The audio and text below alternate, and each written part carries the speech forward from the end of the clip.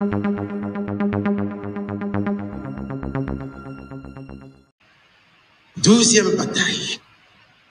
Il n'y aura pas d'avenir prospère pour le Congo sans bonne gouvernance. Que dirait-on? A-t-on gardé le meilleur pour la fin? Sans nul doute. Mais ce qui comptait pour nous, c'était d'interpeller les consciences à la fin.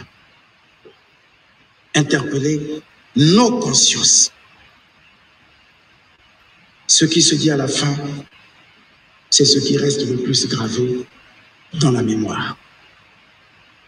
Propos d'un pédagogue. Car, honorable président, honorable député, nous savons à quel point cette problématique vous tient à cœur. Souvenez-vous, honorable président, honorable député, que c'est ici, dans cette chambre et dans la chambre voisine, qu'a été évoquée la nécessité d'inscrire la gouvernance comme premier pilier du plan national de développement 2018-2022.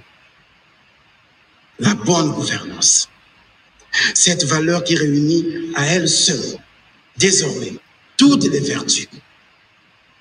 Et c'est à son nom que sont jugés le sérieux et la crédibilité de nos États. Mon gouvernement en est conscient et est déterminé à prendre toutes ses responsabilités pour que notre pays ne soit pas mis au banc des États modernes. La voie a été balisée lors du séminaire gouvernemental. Oui, plusieurs balises sont placées le long de la marche à poursuivre. Ces balises se nomment orthodoxie financière, qui conditionne le réalisme et la maîtrise de notre budget. Elles se nomment transparence, qui rassure les citoyens et facilite le contrôle démocratique sur les agents chargés d'exercer l'autorité de l'État. Elles se nomment responsabilité, qui commande que chacun prenne conscience de ses actes de gestion. Elles se nomment redevabilité, qui demande de rendre compte périodiquement devant votre chambre et devant la chambre voisine, mais aussi devant le peuple. Elle se nomme gestion axée sur les résultats, actée comme nouveau mode de gestion de l'administration publique.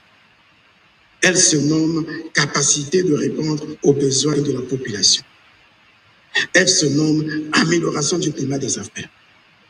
Elle se nomme suivi et évaluation en permanence. Toutes ces exigences seront les principaux marqueurs de l'action de mon gouvernement. Car la nouvelle gouvernance et la bonne gouvernance sont au cœur du développement durable et de la réduction de la pauvreté.